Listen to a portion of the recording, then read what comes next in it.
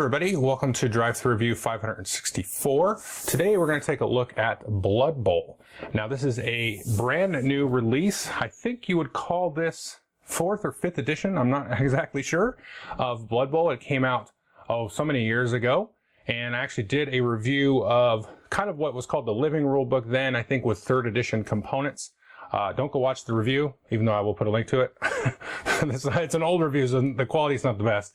But I had actually played a friend of mine's copy there a couple of times at that time and then did a review of it.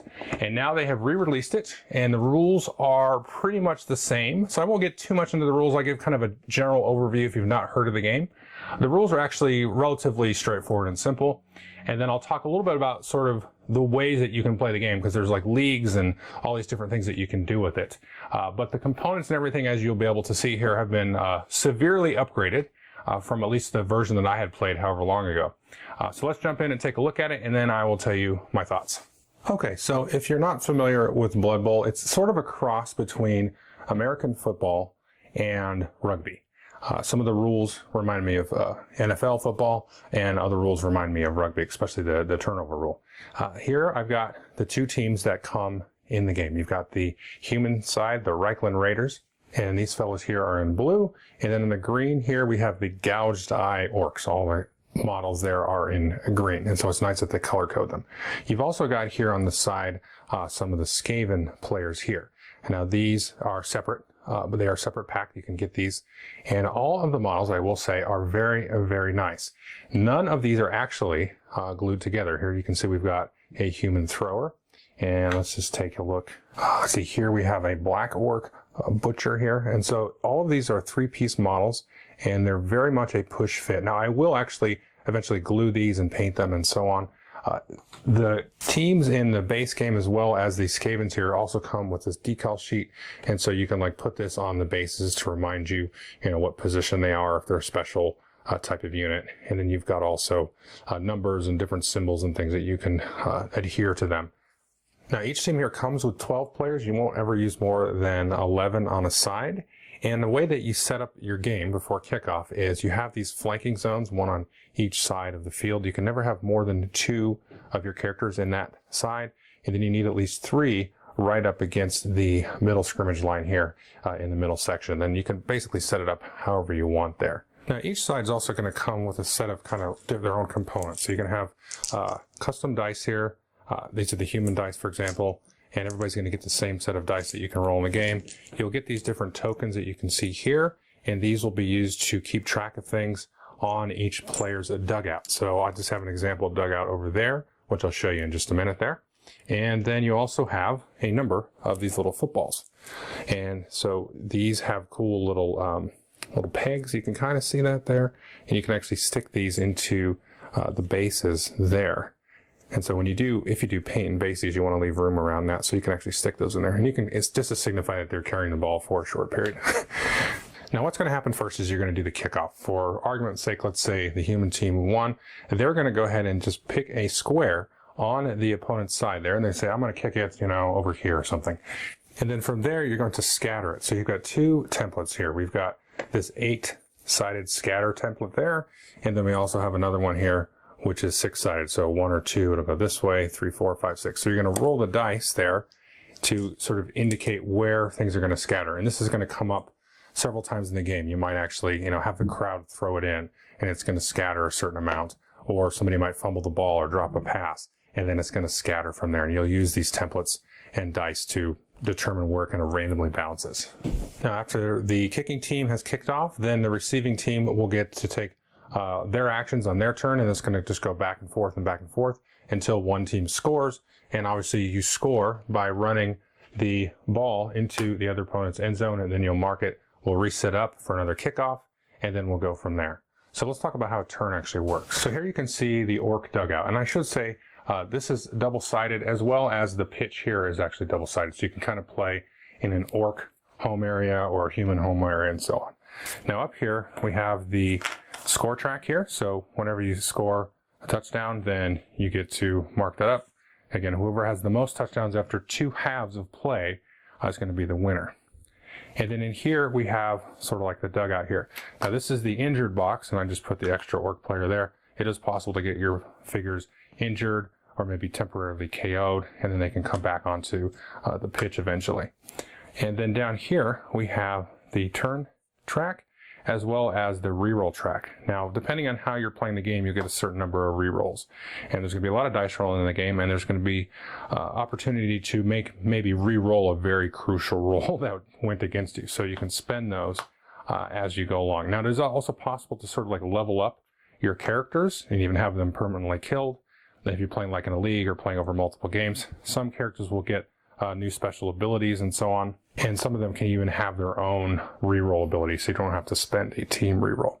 And then you're going to move on your turn. The first thing you're going to do is always move the turn track. So I'll take a turn, then the human player will go, they'll move their marker, I'll do another turn, and so on, until everybody's taken 8 turns. That will be the end of the first half, and then you'll reset up and then go through the second half. Now, one nice sort of component piece of this edition is they have cards for the different types of players. So here we've got a human blitzer and a human thrower, and you can see their movement, strength, agility, and their armor value there.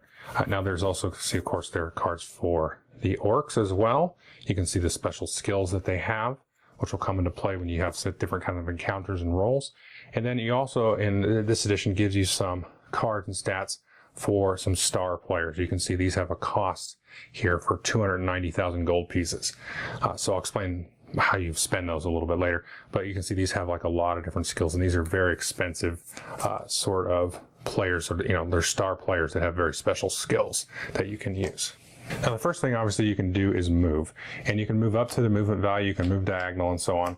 Now, if you ever move out of somebody's tackle zone, and a tackle zone, let's just take these orcs out of the way. This guy here has a tackle zone all the way around him in all of these 8 spots. And so if I was going to try to maybe like move out of here, maybe there was a ball over here and I was going to try to run and catch it down. If I wanted to move out of there and try to do that, I've got to make a dodge roll. Now, when you do that, you're going to take a look at that player's agility. So here we have the thrower here. They have an agility of 3. And the nice thing about this game, another awesome component note, is they have 2 of these player aids to look up these kinds of rolls, because you're going to be doing a lot of rolling. And so a lot of times you're going to look at this agility roll here. Now, you see he's got an agility of 3, so he needs to roll a 4+. But always on a dodge, you're going to do +1. But if you do per opposing tackle zone on the square that the player's dodging to, in this case, there's nobody in developing another tackle zone. So if he was trying to dodge into here, if there was somebody there, then he would get a -1. You can see there on that roll. So in this case, he's going to get a +1. He needs to roll a 4 higher. So we're going to roll that. And he rolled a 1 and failed. And so he is actually going to then fall down in the square that he was going to. And then the turn is going to be over. And that is something you certainly have to watch out for in this game. Anytime you basically fail anything, you're going to have a turnover. So it's like rugby in that way, sort of. So if you like fumble the ball or anything like that, then that's going to cause a turnover. So you want to do all of your non-possible for failure types of things. So if all I was doing with this guy maybe was like, I just want to move this guy like 5 spaces here, I'll do that. Anybody that was knocked down, stand up. So you'll do all of those very simple things first, kind of get everybody where you want them to be, and then you start to take your more riskier and riskier types of moves. So the next thing you might do is, let's say you move into the zone here with the ball, you're not automatically going to pick it up. You're again going to have to roll on the agility table, and it's a similar roll there. Since he's got the 3 agility, he needs again the 4+. He gets a +1 modifier for that. If he was in somebody's tackle zone, that would cancel that. It would reduce it by 1. So you're going to roll for that. And then you pick up the ball or don't. If you fail to, it's kind of like a knock forward in rugby, if you're familiar with that. And if you fail, the ball is going to bounce 1 random square. Now, the next thing you're going to do a lot of in this game is to do a block. So let's just put this guy here like that. And so we're going to say this guy here is going to block the human thrower. And so in this case, you're going to compare strength. So here we've got the orc blitzer with a strength of 3 to the thrower of a strength of 3. Now, if we had here the black orc blocker, he's the bigger fellow there in the middle. He's got a strength of 4. Now, what you're going to do when you block is you're going to roll these block dice. So I'm going to take my handy orc block dice here. And since our strengths are equal, I'm only going to roll 1, and I'm stuck with the result. If my strength was more, I'm going to roll 2 and then I can choose. Now, if for some reason I was trying to block somebody that had more strength than me, I would roll 2 and then my opponent would choose.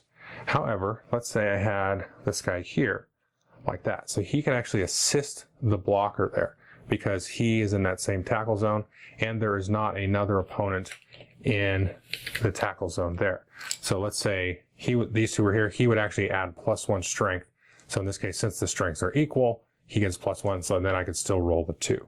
However, let's say this guy was like so, he would be in somebody else's tackle zone, so he wouldn't be able to contribute. And obviously if he was knocked down or something like that, then he wouldn't be able to contribute to adding the strength there. And so there's a different faces of dice on here, and so these are going to have different results. Sometimes this can actually blow back on you and maybe knock both of you down. If you have like the block ability, you can ignore that, for example.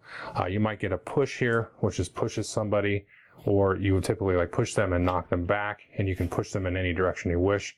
And then if you want, you can follow up and kind of move into their zone. Now, the next thing you might do is when you do that, you're going to try to roll to break their armor. So you've knocked them down.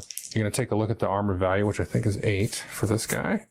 Yes, it is. So we're going to roll that, and you're trying to beat an 8. Now, if you do, we didn't in this case, so nothing happens. But if you do, then you're going to roll 2d6 again, and nothing might happen, or you might just stun them. Well, you'll always at least stun them. You could actually KO them or even injure them, which maybe causes to kill them. Now, if you KO them, or excuse me, if you injure them, they're going to be off for the rest of the game. If you KO them, then the next time there's a new drive, either after a score or the change of the half, and then you're going to be able to roll dice to see that they're able to recover and come back in. Now, the next kind of basic action you're going to do is pass. And here you have this nice passing template. Actually comes in 2 pieces. But let's say this guy here with the thrower here, he had picked up the ball. So you're going to take and you're going to figure out, let's say he wants to throw it to this guy here. And we're going to take and put that above his helmet. And we're going to see kind of what range he's in. So you've got short, medium, long, and so on. So here, he's going to make a roll, and then he's going to be able to get a +1 on his roll, for example. And there'll be modifiers, so if somebody was in your tackle zone, you would modify that by 1, and so on. And so he's going to try to make a successful roll, and when he throws it, if he does make a successful roll, in that case he rolled a 6, so he would, it's going to go here, and then he's going to have to try to catch it. So again, it's usually a 3+ or so, and he's going to catch it. Now, if you fail either of those, the ball is possibly going to scatter. If there's somebody in the way, then, and it's, it's a shorter distance to them than it is the passer, he can roll to try to intercept the ball, but there's a default -2 modifier on that roll. Now, you can move and throw the ball, and I should note that you can only make a pass attempt once per round there. And now the other thing you can do is you actually can blitz, and all that is a move and a block. So you try to move up here and then block that, and you can also only make that attempt once per round. Now, that's really all the basics of your stuff that you're going to spend 90% of your game doing. There's a couple other things just to kind of show you here, and you can kind of sort of slowly add these. So if you have like kids or something you wanted to play with, and kind of slowly add more complexity and more roles and things into it, there's nothing to keep you from even simplifying it a little bit more than what I've already explained, or just starting from there and kind of adding more stuff. So for example, here you've got this kickoff table. So after the kickoff, you're going to roll 2d6, and this is just kind of give you a little bit of a sort of a kind of a generic setup. So maybe some different things that have happened. Maybe the crowd is sort of favoring one or the other, or there's possibility for changing weather, or that somebody throws a rock on the field, that kind of thing. The other thing is there's actually a weather table as well, so you can ignore this, or you can add it to try to change the conditions. The other thing I didn't mention, this was going for it. So you have your movement speed. Let's say somebody kind of broke out here on the wing and they have the ball.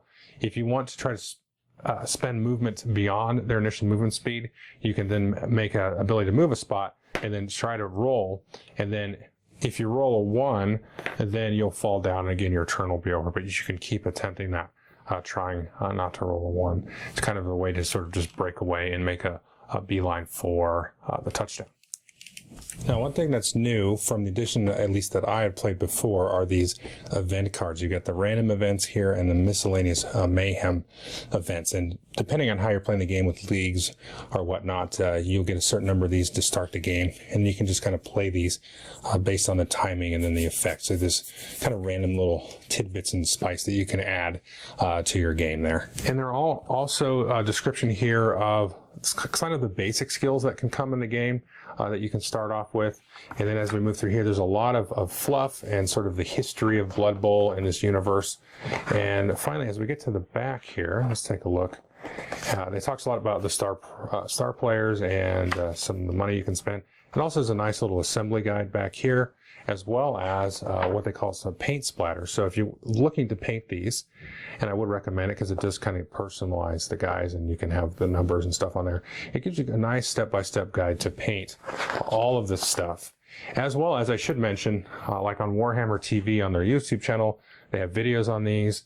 And I think there's a video out now for the Skaven as well to paint those. The other thing, the last thing I'm going to talk about here is this is the Death Zone Season 1. So this is a gaming supplement here.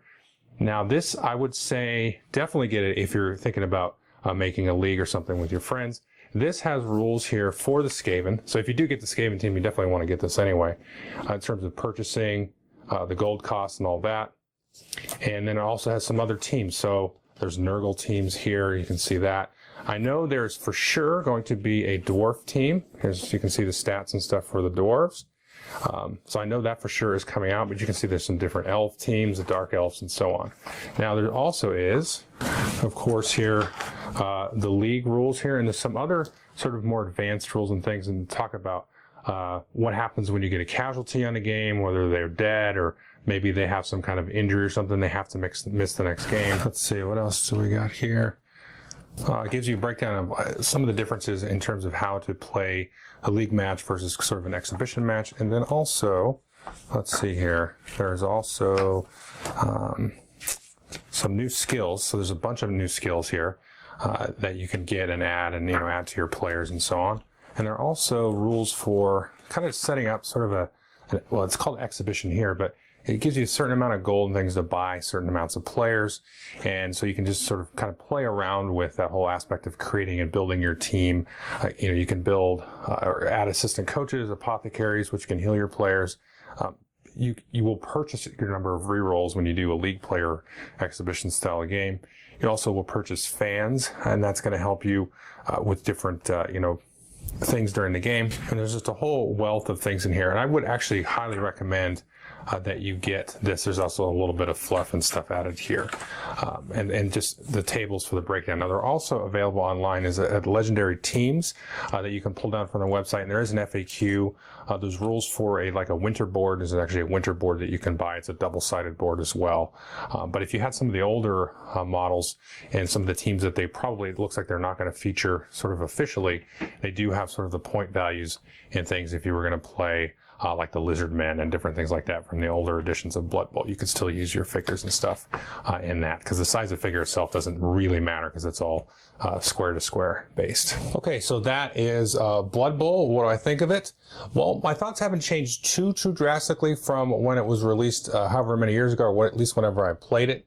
I will say I think this is probably maybe the best component quality boxed game that Games Workshop has put out. Space Hulk probably still gets a little bit of a nod there. But in terms of the models, like I said, you don't even have to glue them. These aren't actually glued, even though I eventually will glue them because I want to paint them. But if you are not really familiar kind of with that whole modeling side of it, this is definitely one that you can jump into. All you've got to do is kind of clip them out. Each of them's 3 pieces. They stick together. Done. You're ready to go. There's a definite component upgrade in terms of these measuring sticks and things, and the other trackers. They've got the different custom dice, which is really cool. Everything, it was really well done, and also the cards, you get the stats on that for easy access. So I think if you are sort of new to miniature games or new to these kind of sports board games and wanted to try one, this is a really good one to do that, because you get the one box, you've got everything you need to get going, and you can get, several plays out of just the one box. But there does give you kind of the options for kind of the league side of it, which, if you really think of it, is more of kind of the RPG side of it, where you've got sort of persistence of, characters and players from game to game, and you can, play it again, and you kind of invest in sort of the story of the characters. This one might die, this one might have an injury, this one levels up, and you start to get star players and so on.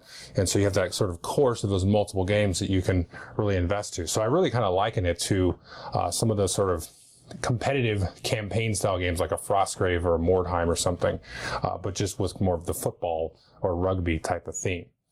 So I think if you want to get into this style of game, now I've played several other of these sports fantasy board games, you know, a Dread Ball, Chaos Ball, and Guild Ball.